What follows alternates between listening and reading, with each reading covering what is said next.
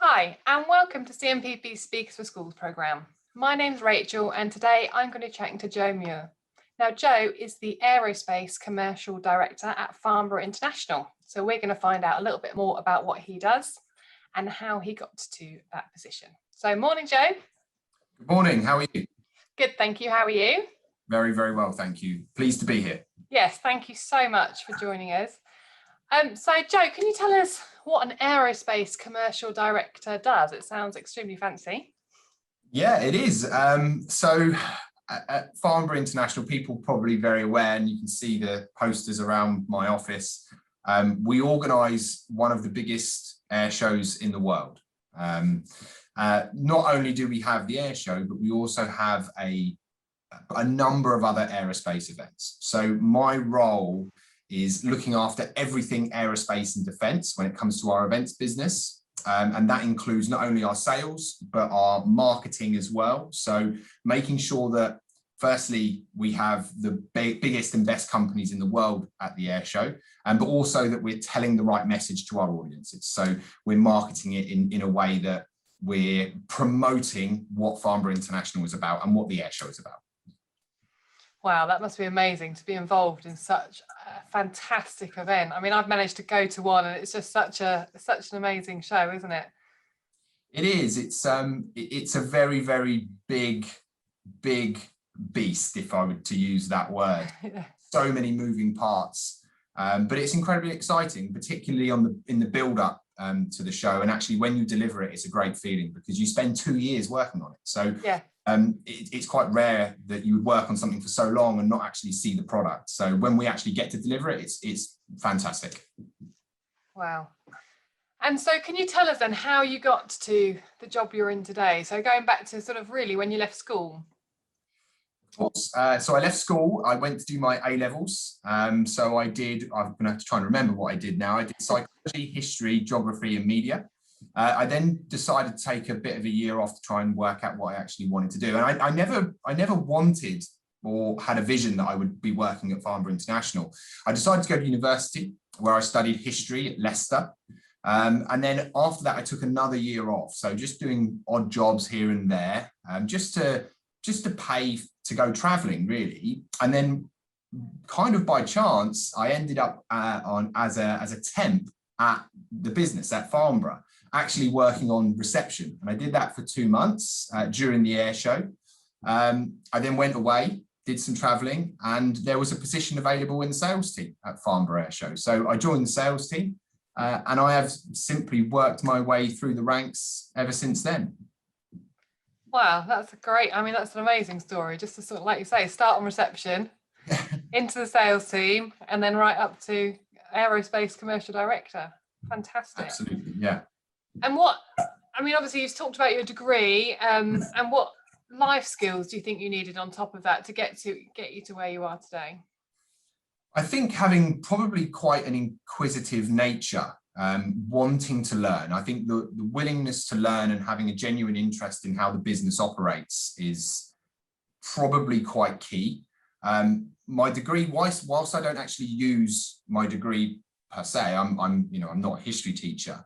It did teach me a lot of skills. It taught me how to write, and that sounds like a really strange thing to say, but write properly, how to debate, how to construct an argument. And that really, really plays into your favour when you go into the world of work, I believe anyway, but also being confident.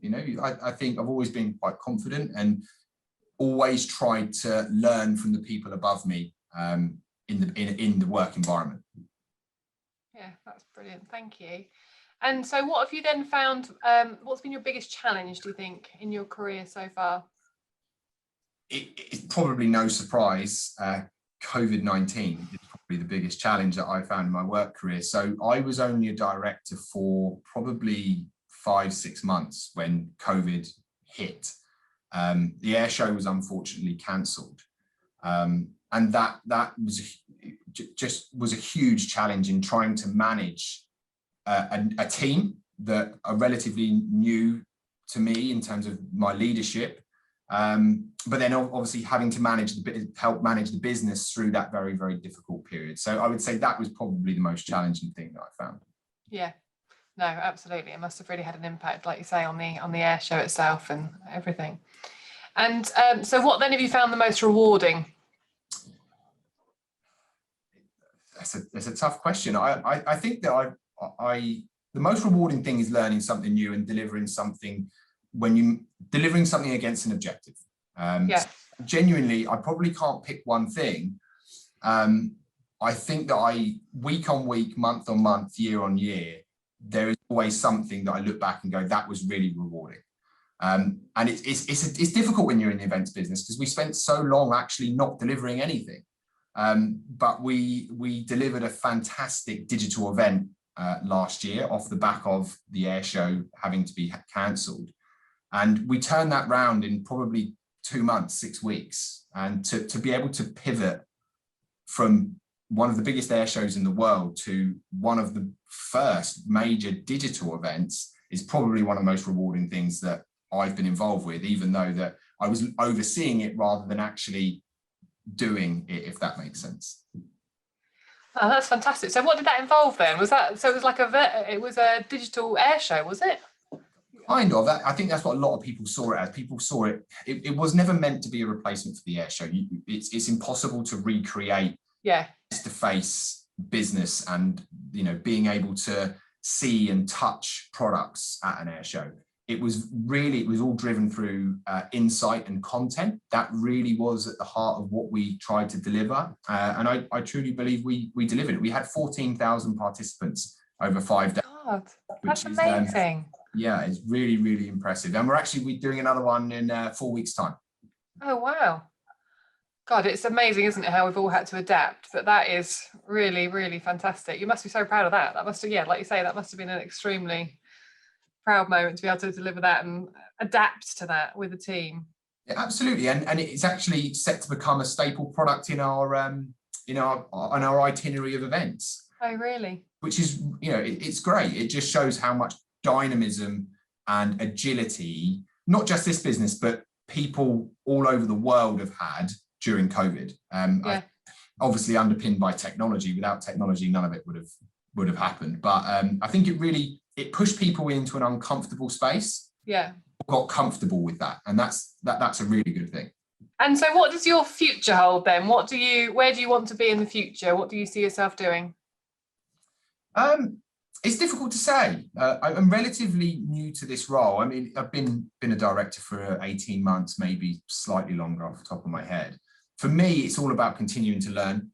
As long as I'm continuing to learn, I think that I will end up where I want to be. And I want to continue to enjoy what I'm doing.